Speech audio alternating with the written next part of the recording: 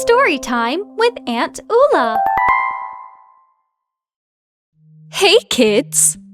Hi, Aunt Ula! What are you holding? It looks like a little sword. Ah, you're right. It's a miniature sword, exactly the kind that Vikings used. They had such adventures. And you know, I'm holding the sword for a reason, because today, I'm going to tell you a story about two very brave girls I met on one of my trips to Norway in Oslo. Wow, Aunt Ula! Tell us about it! Oh, it was something amazing. Listen, sit comfortably, because I'm going to tell you a story about a museum where the girls met real Vikings. Real Vikings? How is that possible? Well, you'll find out soon. It all started one chilly afternoon. You know, a typical Norwegian day. Astrid and Ingrid, classmates, were on a school trip to the Viking Museum. Both couldn't wait for this trip. School trips were always exciting. Traveling together, a night away from home, and this time, most importantly, visiting the largest Viking museum in Norway. A world full of stories about ancient warriors whose tales they only knew from books was opening up before them. As soon as the huge museum doors closed behind them with a dull echo, the girls felt something special in the air. The dim light in the halls made the shadows of boats, tools, and warrior statues look almost alive. Astrid squeezed Ingrid's hand, and she felt a thrill of excitement. Throughout the visit, they walked together in the middle of the group, stopping now and then at exhibits that the guide described with passion. He talked about the daily life of the Vikings, their distant travels, and their bravery. But the girls didn't yet know that that night they would experience these stories in a completely different way. At one point, absorbed in their conversation and trying to guess if the Vikings really believed their ships could fly, because why not? Astrid and Ingrid strayed from the group longer than they intended. When they finally realized that the familiar silhouettes of their classmates had disappeared, they looked around the now empty halls, frightened. "Ingrid, where are they?"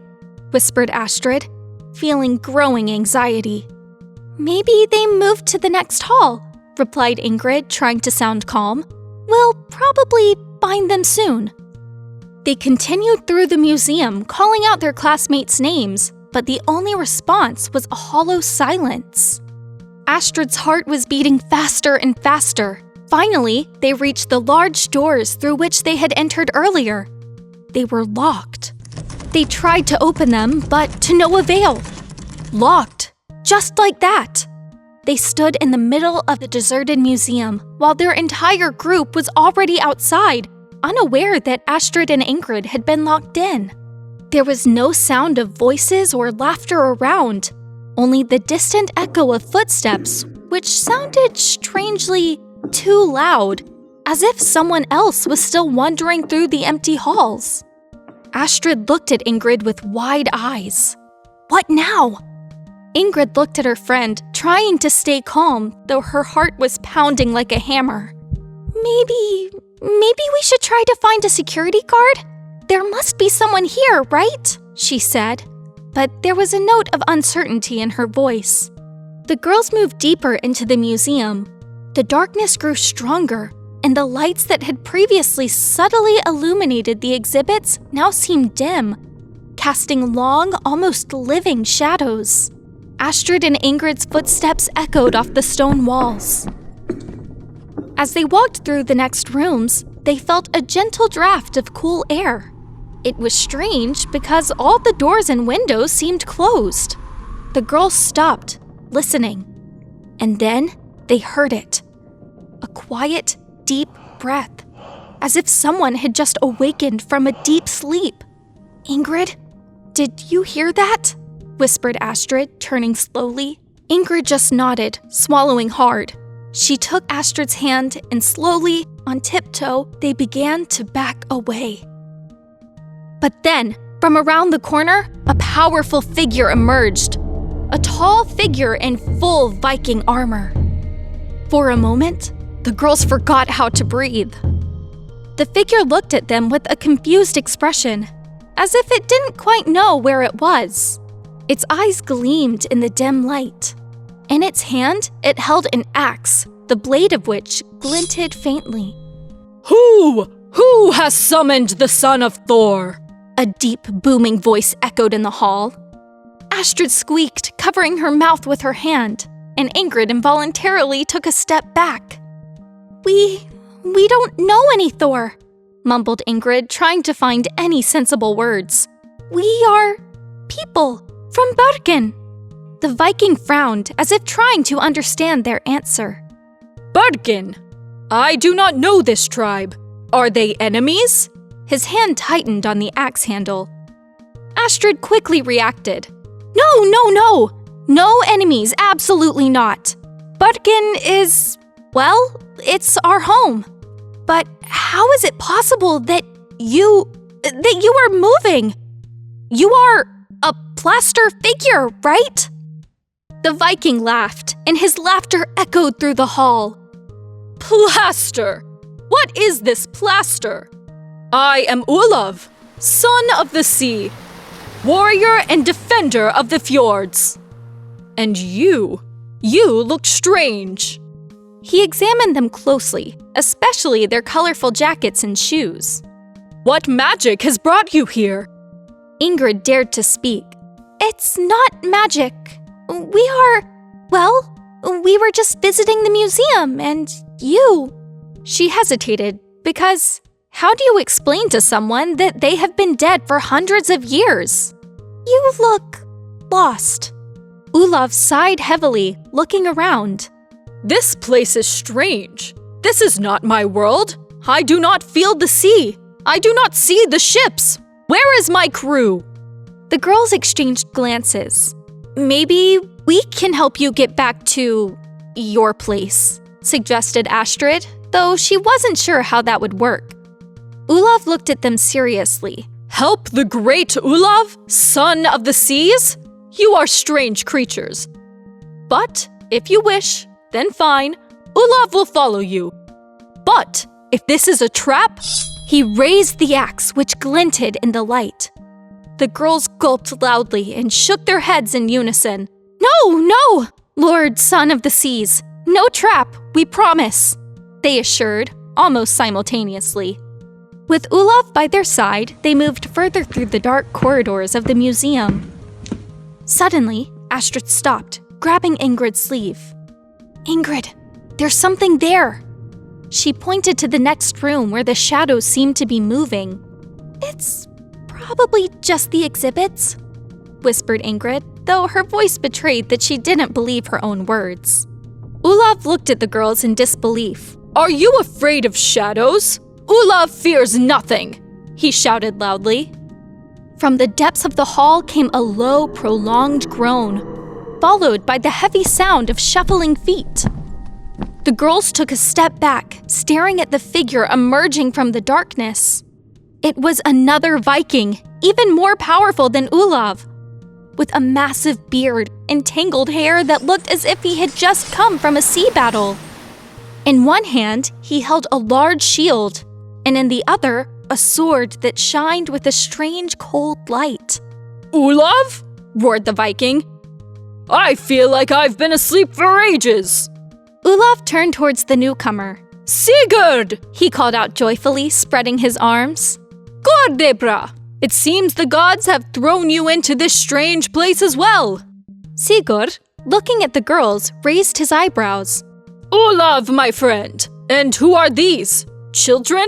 And why are they dressed so strangely? Astrid, trying to be brave, stepped forward. We are, from another time. This is a museum, and you are here because something happened with magic, I think. Sigurd looked at her in disbelief. Magic? Olav, did you hear that? These children think magic brought us here. Before Olav could respond, another sound echoed. This time a loud crack, as if someone had struck a hammer against stone. The girls turned sharply, their hearts nearly stopping when they saw a third figure. It was a woman, tall and slender, but with a fierce expression. Her hair was braided into a long plait, and she wore a fur cloak over her shoulders. In her hands, she held a bow and a quiver full of arrows. "What is happening here?" she asked in a cold, piercing tone. "Why have you awakened me?" Olav and Sigurd looked at her with respect. "Freya," murmured Olav, "it wasn't us. These children, they say it's magic." Freya eyed them sharply, still unsure of what was happening. "Magic? A convenient explanation," she replied coldly. "We warriors need no magic." At that moment, Olav, who couldn't stay still, approached one of the exhibits. A large Viking steel sword standing next to one of the displays. He reached out to examine it closely, but his fingers brushed against the weapon, knocking it to the ground with a crash. The sound of falling metal echoed through the museum, and in an instant, the alarm went off. The Vikings, startled by the noise, began to panic, running around the room in confusion. "What now? What now?" shouted Sigurd, trying to find an exit. Freya, hearing the alarm, raised an eyebrow. Her warrior instincts kicked in immediately. "It's the sound of a horn," she shouted. "Enemies are approaching. We must flee." Olav and Sigurd immediately rushed to the doors, but they were unfortunately locked. Panic grew, and each Viking ran in different directions trying to find an exit. Finally, Sigurd and Olav decided they had no other choice. They had to escape through the window. After a moment, they opened one of the windows with a crash and climbed outside, leaving the girls alone inside. Astrid and Ingrid quickly ran to the alarm panel, and Ingrid finally managed to turn it off before anyone could arrive. The alarm stopped, and the silence that followed was almost noticeable. "Phew," sighed Ingrid, then looked at Astrid. "But wait, where are they?" Astrid looked around the empty museum halls. The Vikings were gone. "We have to find them," said Ingrid, her voice filled with determination. "Do you have any idea where they might be now?" Astrid looked at the window, then at Ingrid, ready for the next part of the adventure. The girls clumsily climbed onto the windowsill and then jumped onto the lawn in front of the building. "I guess we have no other choice. We have to find them before they decide to conquer the whole city."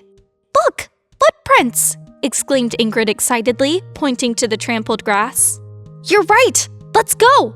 "But," Astrid pondered, "you know we have to be back before dawn or everyone will realize we were gone all night." "Then let's split up. It'll be faster," suggested Ingrid. "Good idea!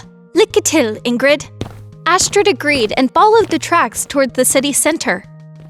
Along the way, just under a beautiful old tree, she spotted a wooden figurine depicting two ravens. She stopped for a moment, and hope sparkled in her eyes. "It's Hugin and Munyin, Odin's ravens," she said, proudly recalling her history lessons. Hugin means thought, and Munyin, memory. They always accompanied Odin, bringing him news from the world. She smiled, feeling it was a good sign. She knew she was on the right track. She put the figurine in her pocket and resolutely moved on. As she approached one of Oslo's most modern buildings, the Opera House, she noticed a small group of onlookers staring at something in the distance. So many tourists this late in the evening? Strange. Suddenly, a loud shout reached her. "Hey, you there! Why are you standing idly? To the oars! It's time to set sail for conquest!" Astrid knew she had found one of the Vikings. Now she just had to convince him to return to the museum. One of the men looked at Sigurd, standing on the Opera House roof, then turned to his partner. "See, Sophie, this is Oslo. Everyone has their own style here. Maybe it's some kind of performance?" he said, adjusting his scarf.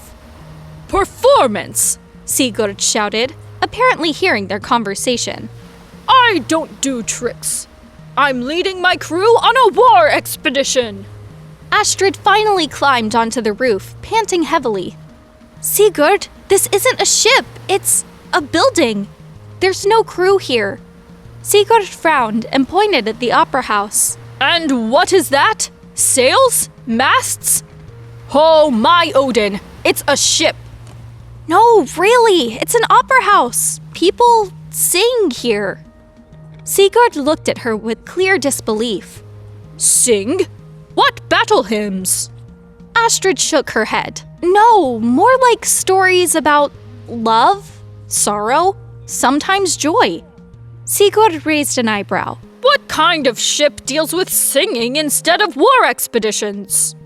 Meanwhile, a growing crowd of onlookers gathered below. And finally, someone shouted, Hey, nice costume! Which museum are you from? Sigurd squinted and leaned towards him. Costume?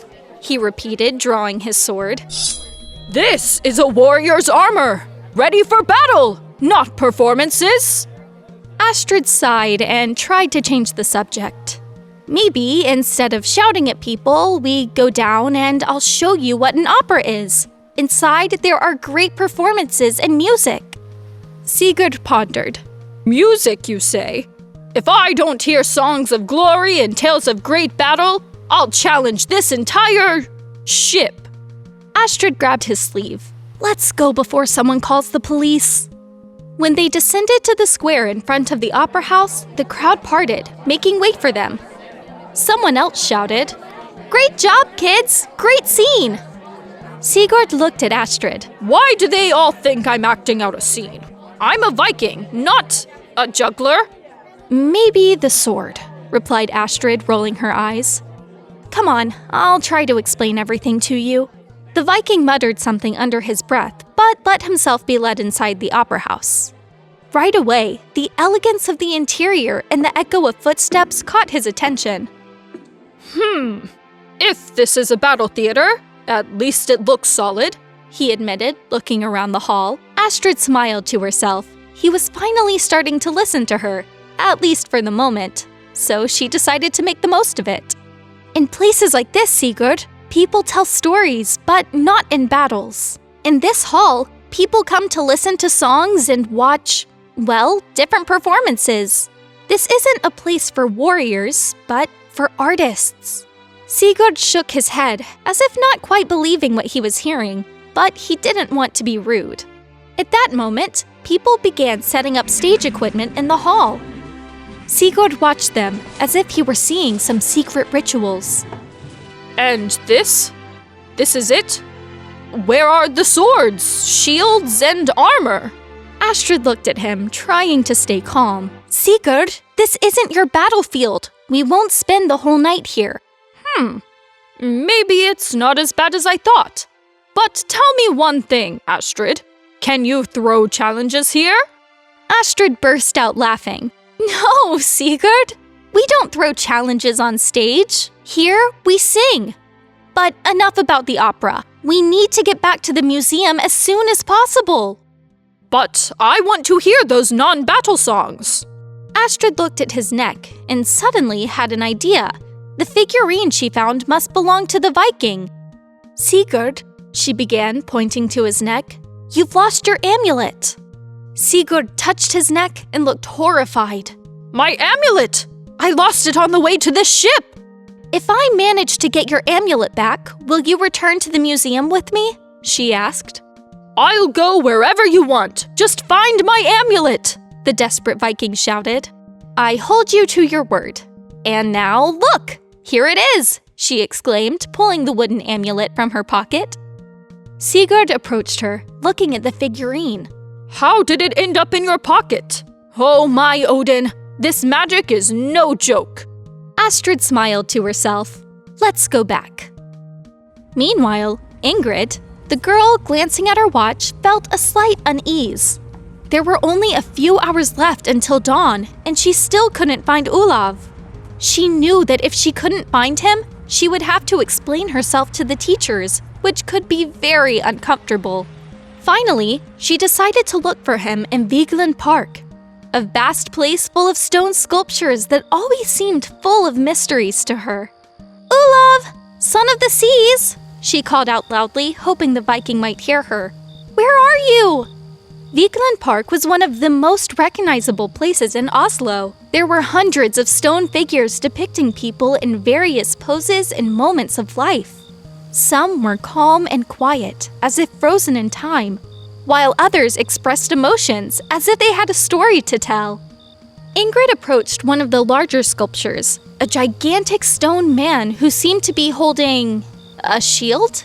Or maybe it was just part of the stone? She looked at the figure thoughtfully, and then, suddenly, she felt that she might have found Olav. "Olav, son of the seas, is that you?" she asked, approaching the figure. "Wow, you look so majestic. Great battle stance." "Stop pretending. We're going back to the museum." The stone figure, of course, did not respond. So, Ingrid looked around again. All the sculptures now seemed more suspicious. She looked at each one, thinking that maybe Olav had disguised himself, or was just hiding among them, as if he had his own plan to conquer the park. "Oh, maybe it's you, Olav?" she shouted at another figure, depicting a man with outstretched arms as if calling for battle. "Well, that's definitely Olav." The figures were made with such great precision that Ingrid began to see a strange resemblance between them and the Viking she was looking for. With each step, she felt that Olav would soon appear, and she would become the heroine of this adventure. Suddenly, she heard a loud voice that echoed through the park, bouncing off the stones. Olav, son of the seas, does not stay hidden. Olav does not hide behind any stones. Olav is ready for any conquest." Ingrid turned with a wide smile on her face. In the distance, against the backdrop of one of the largest sculptures depicting a figure standing on one leg, stood Olav. "Olav, son of the seas!" Ingrid called, running towards him. "I finally found you!" "Olav is always ready for conquest," replied the Viking, pointing at the figures. "Olav told you he would find his warriors here." Ingrid laughed loudly. "These aren't warriors, Olav. These are sculptures. Figures created by Gustav Vigeland. They are artistic representations of people." "Artistic representations of people?" Olav repeated, looking at the figures in disbelief. "And they are all ready for battle? Olav, son of the seas, would befriend them, but these stones don't want to fight." Ingrid burst out laughing again. "No, Olav, they don't fight. They are just symbols of life. This is a park where you can reflect on everything that is important." Olav looked at the figures, then at Ingrid.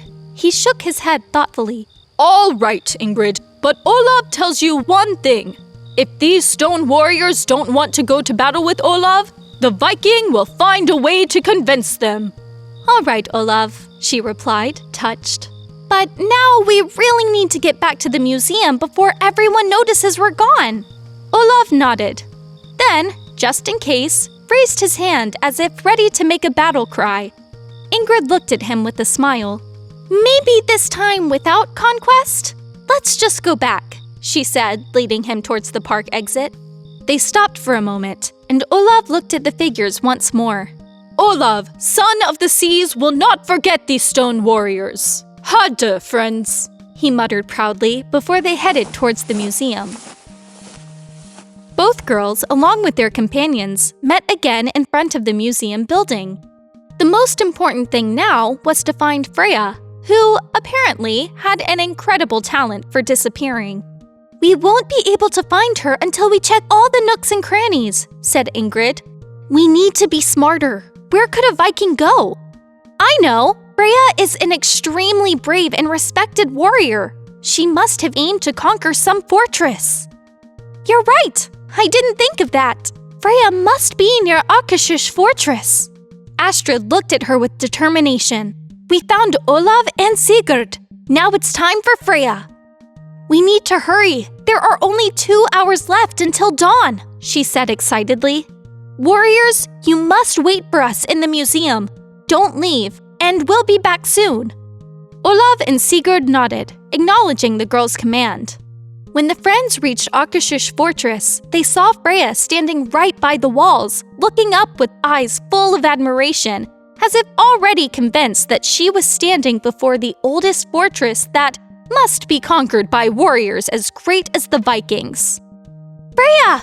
Ingrid called, running towards her. "What are you doing? This is a castle, not a battlefield." Freya turned, and a wide smile appeared on her face. "You don't understand. Akershus is a fortress, and a fortress must be conquered. Who else but a Viking?" Astrid looked at Ingrid. "There's no way she'll just come back with us. We need to come up with something to convince her."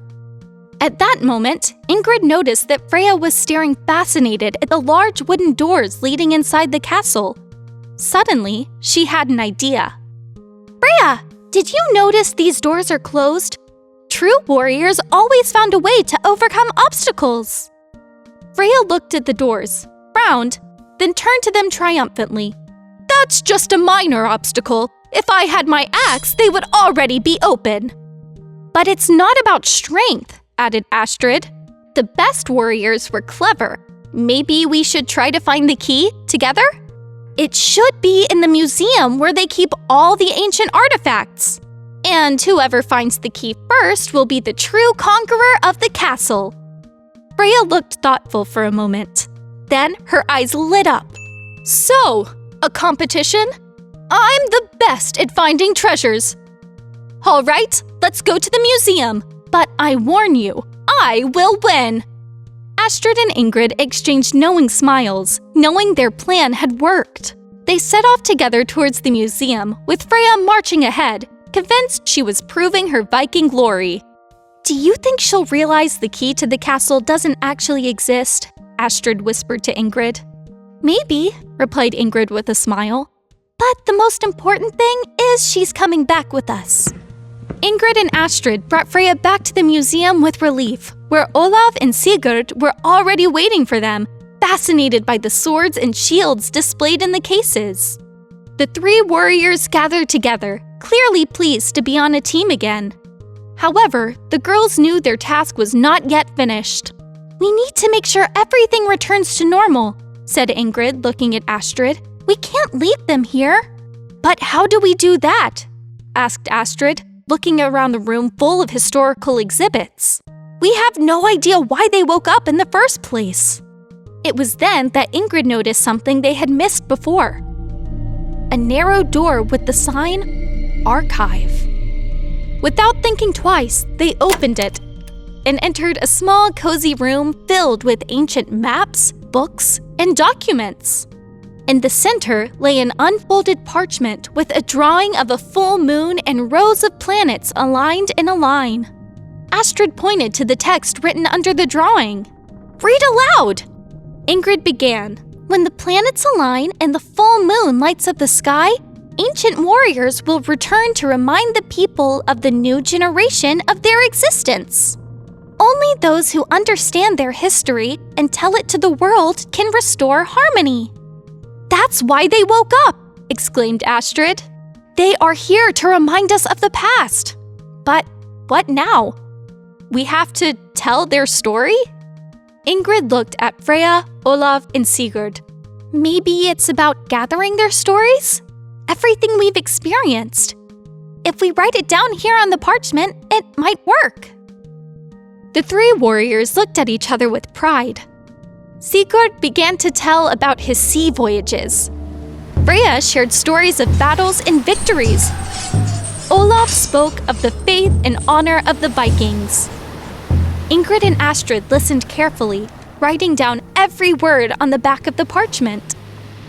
When they finished, the parchment began to glow slightly, and the warriors looked at each other with smiles. "Our stories will be remembered again," said Freya, looking at the girls. "And now we can return to where we came from. Hade, dear children." At that moment, the light in the room went out for a brief moment. When it came back on, the three warriors were back in their places as statues, and the parchment lay on the table, this time with an inscription. "Remember, the past lives in the hearts of those who wish to understand it." Astrid looked at her watch. "Quick! We need to get back to the hotel before anyone notices we're gone!" Ingrid nodded. They ran out of the museum, carrying with them stories that were now not only written on parchment, but also deeply in their hearts. Wow! Aunt Ula, that was an amazing story! I'm glad you liked it. But now, kids, it's time to say goodbye. Will you tell us another story, please? Of course, but not today. I promise that next time we meet, I'll tell you another wonderful story. Ha det! For more great stories, visit our channel.